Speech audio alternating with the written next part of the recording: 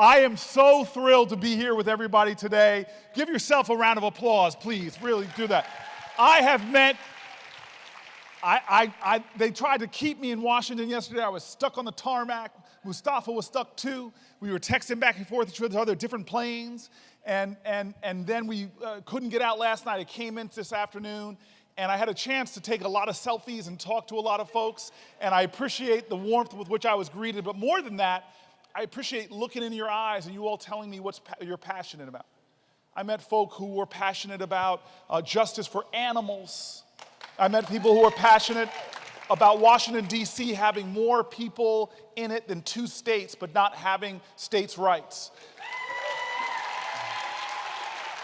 I met people who know about the injustice of the criminal justice reform. I met activists who are using technology in innovative ways. The more I shook hands, the more selfies I took, the more I felt my soul and my spirit nourished.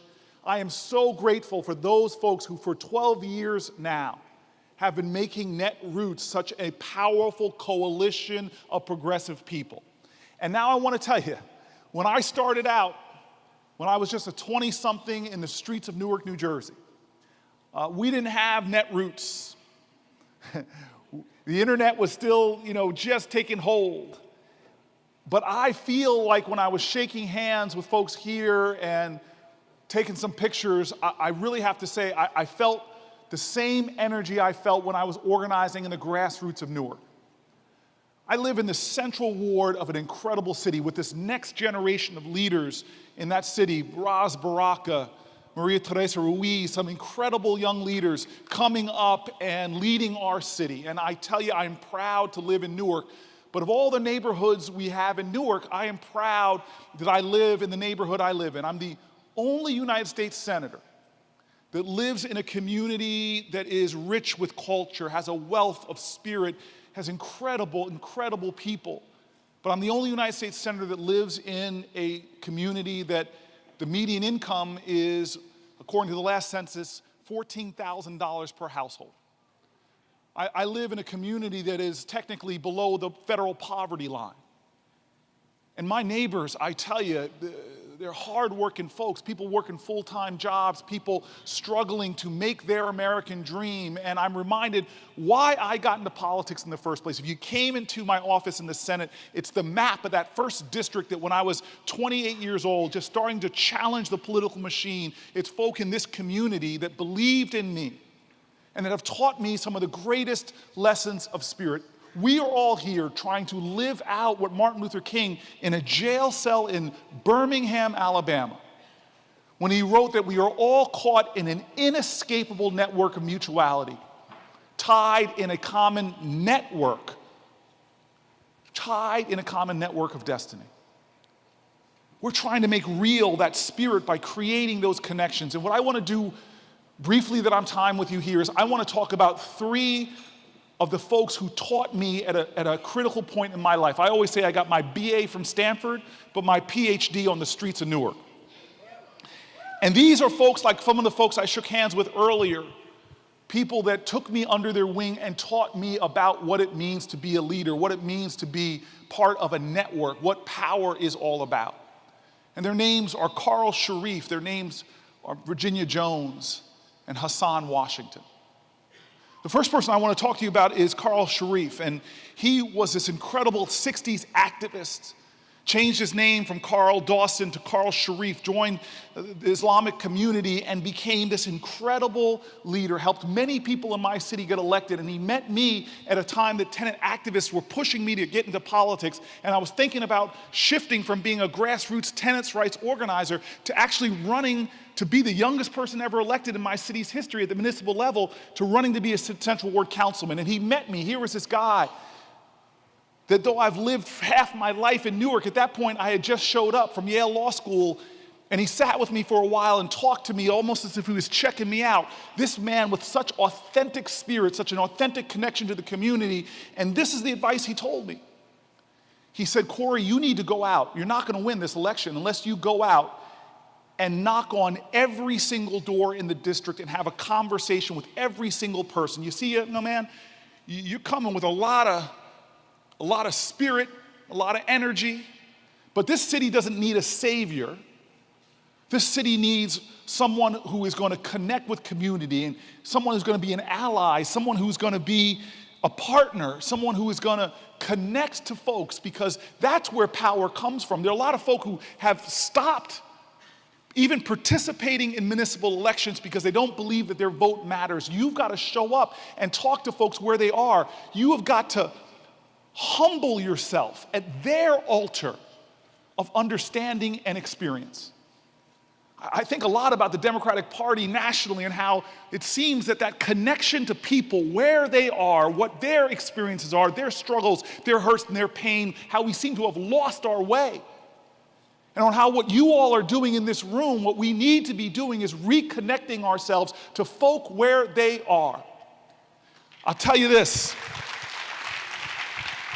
The Democratic Party is good for nothing if it is not standing up for the values and the issues. My grandfather in Detroit, Michigan, was a Republican at a time that most blacks in the country were Republicans. And when FDR came on and started talking about things that made a difference to people, Social Security, Medicare, started making changes, my grandfather went out and organized 14 districts to switch over from Republican to Democrat, because people believed that this party was going to stand for the working person.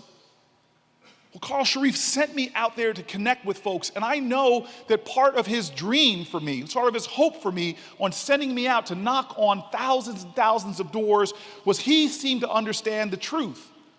That you can't lead the people if you don't love the people. And I'm telling you, everybody wants to talk about patriotism, but we forget patriotism is love of country, and you cannot love your country unless you love your fellow countrymen and women. I can't believe how our nation is making tolerance the pinnacle, tolerance, what we're reaching for. You go home and tell somebody that you care about, yeah, I tolerate you, I tolerate you. As if that is something that this nation should aspire to.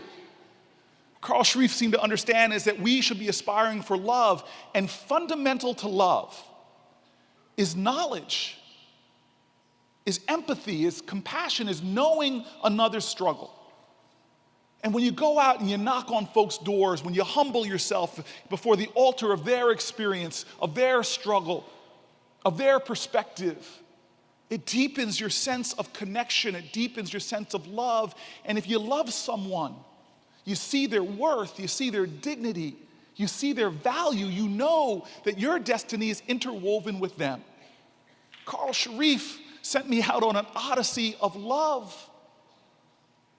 And I'm telling you right now, we as a nation need to rekindle that. There's too much hate in our nation, and it's not just the kind that you see that's bigotry and sexism and racism, but it's the kind that divides us from one another and undermines the calling of our country, e pluribus unum. The reality is that we as a nation, it's like that African saying, if you want to go fast, go alone, but if you want to go far, go together. We have got to be a nation that can unite folks. I don't want to vilify any individuals because of their political beliefs, when the real threat, the real challenge is that so many people are inactive now. So many people are sitting on the sidelines. So many people think democracy is a spectator sport. We have got to restore the human connections that are necessary to cultivate not just love, but engagement, a more courageous empathy, a more powerful activism.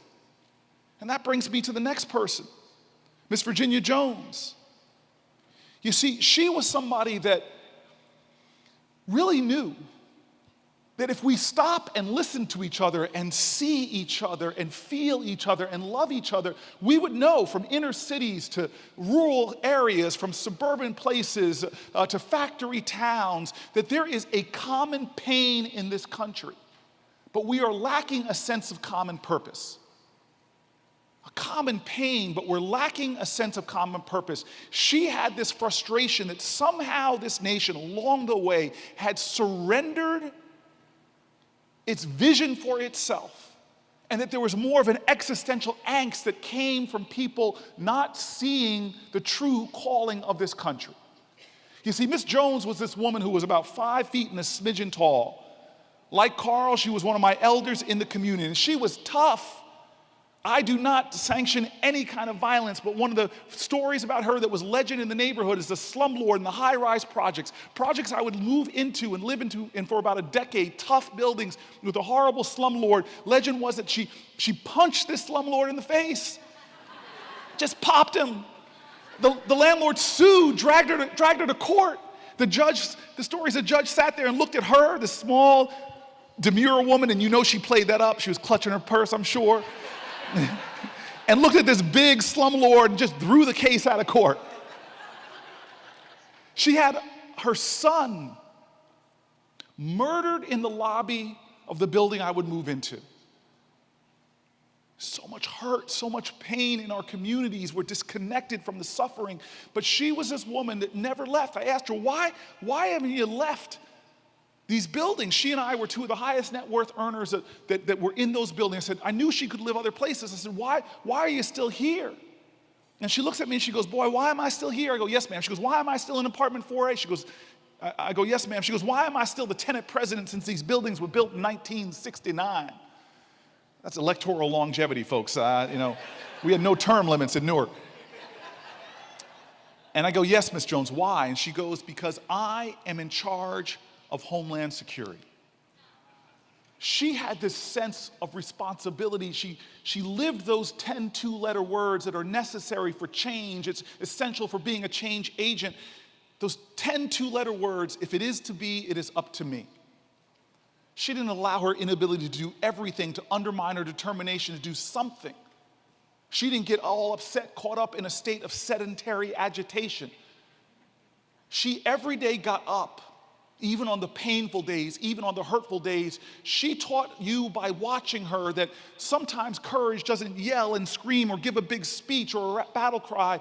That courage is most often marked in America by those folks after a day of pain, of shame, of hurt, that no one can imagine, it seems, that you still get up the next morning, get dressed and go outside for another day of working and serving and loving.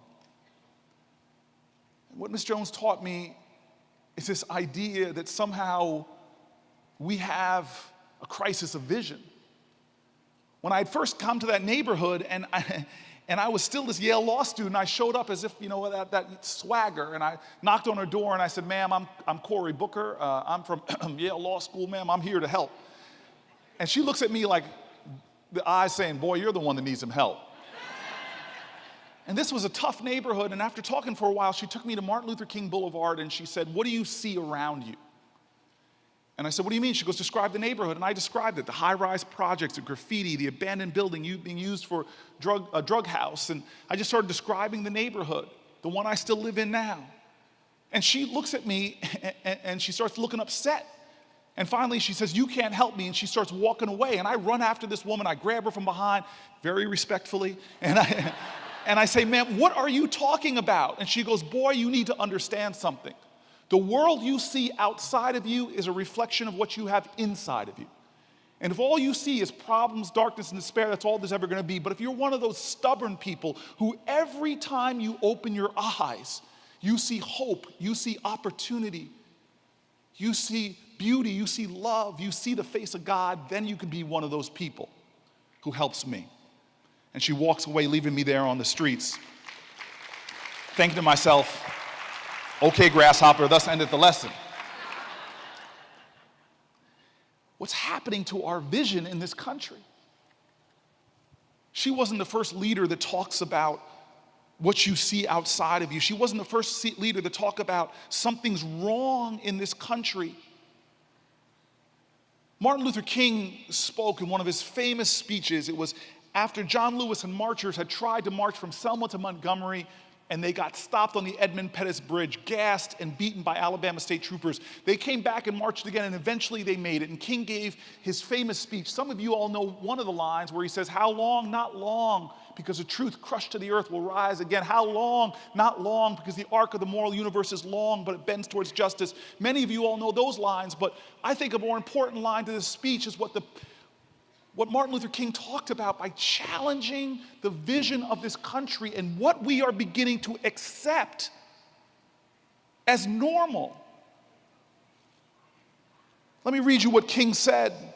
On March 25th, 1965, he said, "It's normalcy all over the country, which leaves the Negro perishing on an island of poverty in the midst of a vast ocean of material prosperity. It's normalcy all over America that prevents the Negro from becoming a registered voter. It is normalcy.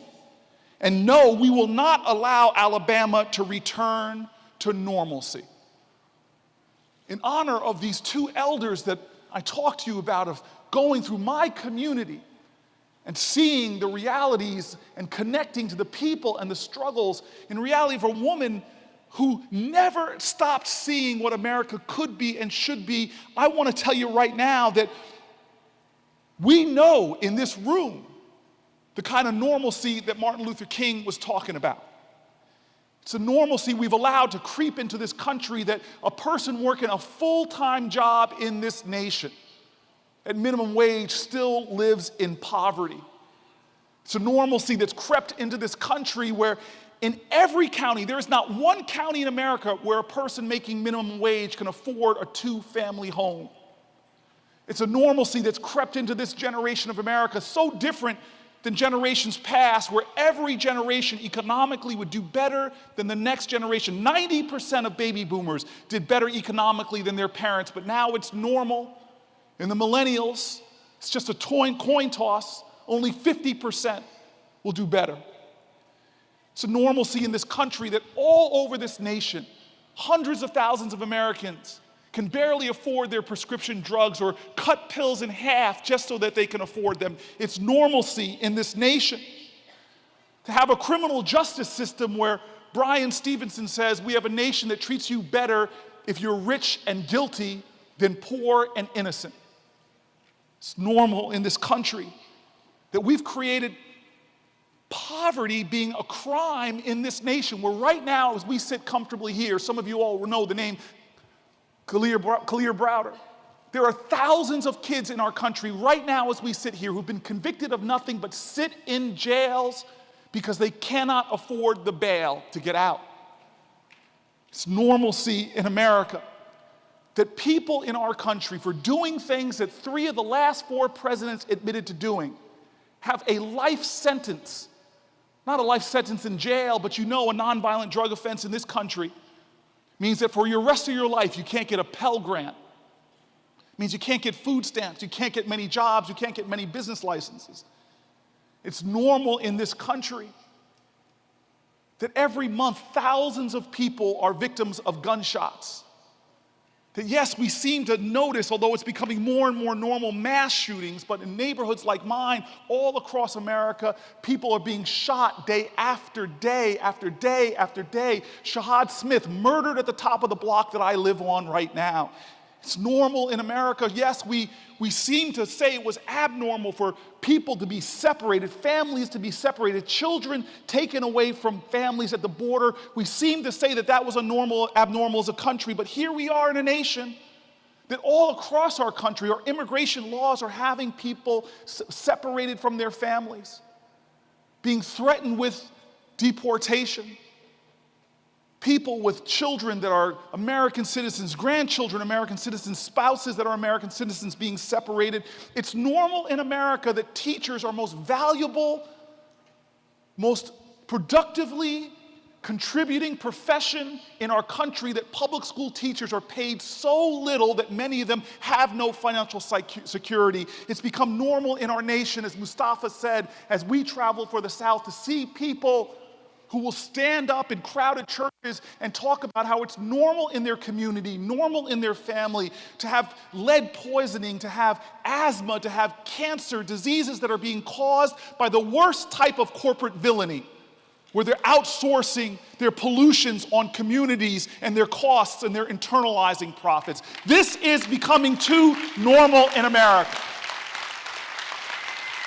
And it's why we all must reject the normalcy of injustice. It's why in the Senate I fight so hard every single day.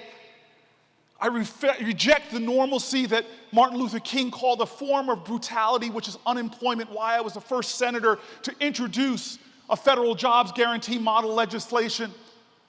I reject the normalcy that says we have more marijuana arrests as we had in 2016 than violent crime arrests. That's why I introduced the Marijuana Justice Act that not just legalizes marijuana on the federal level. Don't talk about legalization unless you're talking about expunging the records of people that have been tried.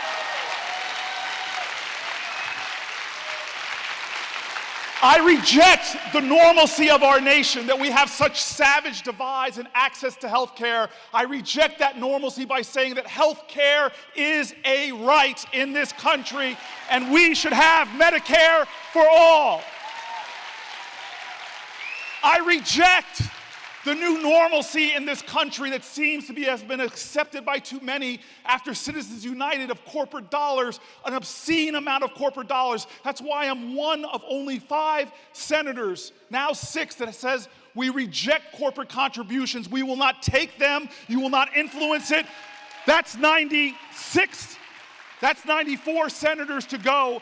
I reject the normalcy that corporations that pollute get more legal power than the citizens that they're polluting, and that's why I introduced the Environmental Justice Bill with partners like Mustafa. I reject that normalcy.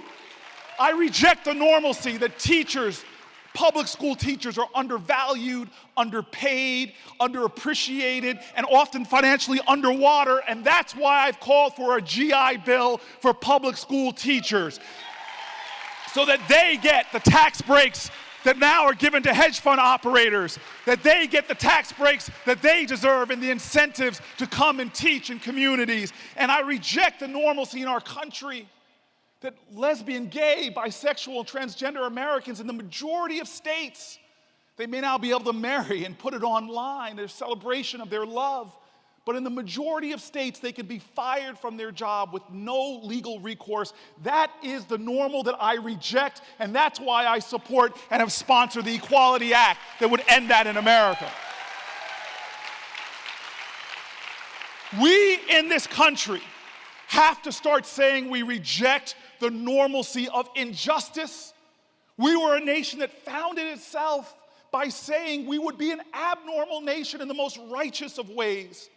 We broke with theocracies and monarchies and totalitarian forms of government, and we formed a nation founded in liberty. And I'm not going to say in any way it was perfect. Our founders who wrote into our documents that Native Americans were savages, that blacks were fractions of human beings, women not mentioned at all. But we put forth into this universe the oldest constitutional democracy, that we would be a nation always striving to set a higher and a better normal. We would put forth the American dream. And we said we would sacrifice for it. We say an oath that we are a nation of liberty and justice for all, but that's just words. It's a civic faith, but I'm one of these people that says, before you tell me about your religion, first show it to me in how you treat other people.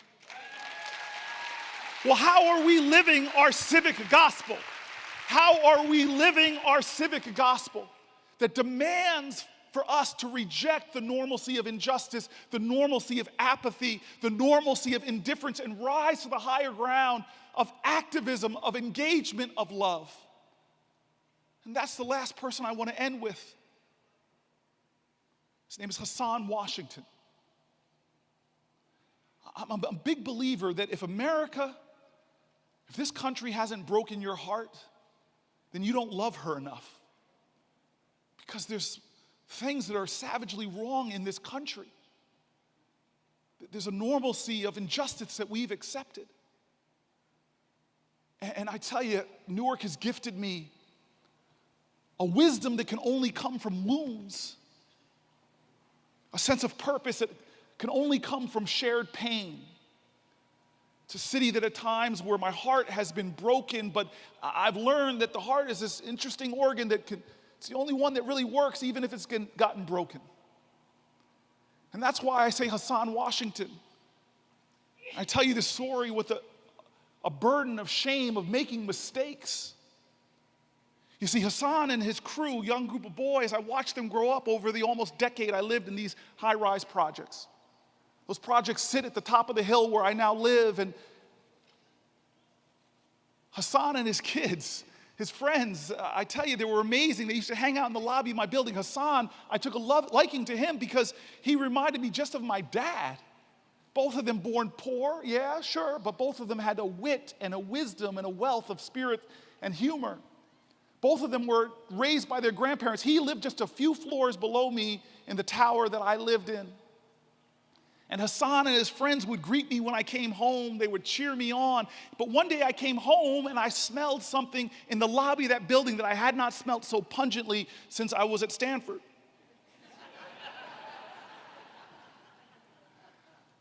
But you all know we have different justice systems in this country.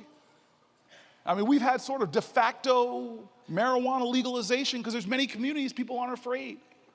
They have no worries about it. In fact, there's no difference in America between blacks and whites for using marijuana or smoking marijuana, but if you're black, you're almost 4 times more likely to be arrested for it if you're black and poor or poor period.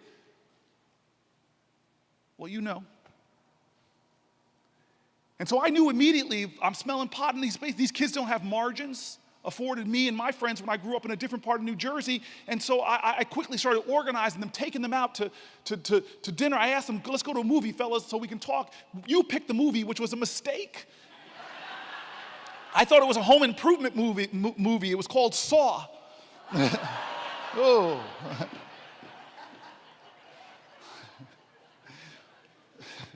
But I embarrassingly tell you, I got busy and didn't follow through on a lot of the things I had intended to do with these boys. And I got busy running for office. I was running for mayor of the city of Newark. And yet, even though I got busy and wasn't following through, they were still in that lobby when I'd come home at night. They were still cheering me on, yelling at me, hey, we're going to vote for you. We got you. And I would smile to myself knowing that they were 17 and couldn't vote.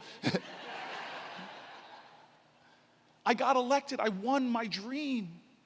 I became the mayor of New Jersey's largest city, and immediately the FBI warned us that I had death threats, so they surrounded me with security, stationed police officers in the projects. People always joked with me it was the safest we had ever been in those projects. But the kids in that lobby, I don't care who you are in this room, you don't want to hang out in high school where there's police station. And so I didn't see these boys, but I was running around the city. In my first month in office, when there were shootings, I would run to the scenes of shootings and give street-level sermons telling folks, this is not who we are, this is my plans, I need your help. We would partner together, and one day I got, about a month into my term in office, I get to the street, on Court Street in Newark, and there's a shooting, and one body seems to be loaded into an ambulance, another one covered, and I barely acknowledged the humanity on that sidewalk. I was too busy talking to the people. There was a senior citizen building right there. People were gathering around, and I was talking to them. By the end of the day, late at night, I'm going home to steal some hours of sleep, and I'm sitting down on my bed reading my BlackBerry, the reports, and then I see it, the name of the person who was murdered on that street. It was Hassan Washington. God had put him right in front of me, 4 floors below me. He reminded me of my dad who, when his grandmama couldn't take care of him, strangers brought him in. My dad, when people pooled their money to get him off to college. My dad, whose story is not just a story of hard work and grit, but of loving communities that would not let this child fall behind. And there he was, Hassan Washington, at my doorstep every day, and I let him slip. His funeral, I will never forget. Perry's Funeral Home in the Central Ward of Newark. It was this one room in the basement that you go down into it, and it's like walking into the bow of a ship. And there we were, packed into that room, chained together in grief, swaying with each other, moaning in our pain and our agony, piled in one on top of the other. And there I was, standing in the back, hurting, feeling shame and pain about Hassan's loss. And I look up there and I see something that is now normal in America. Another black boy in a box. And here we all were. So many of us crowded together for his death. But where were we for his life? I stand here with you today to tell you I am proud of Netroots. I am proud of the activists I've met. I'm proud of the handshakes and the hugs. I feel the spirit in this room. But we are at a time where injustice has grown to be normal in our country, and it's time for us to work together to get folk woke, to help people understand their power, to let folks know that what I'm talking about, some people might say, oh, those are impossible challenges, but they've got to know that American history is a perpetual screaming testimony to the achievement of the impossible. We got to let folks know that no matter how powerful corporate greed and corporations might be getting, how powerful the obstruction in Washington is, how powerful an office at 1600 Pennsylvania Avenue may seem, we have to let people know that in the history of this country, we have shown time and time again that the power of the people is greater than the people in power. And now,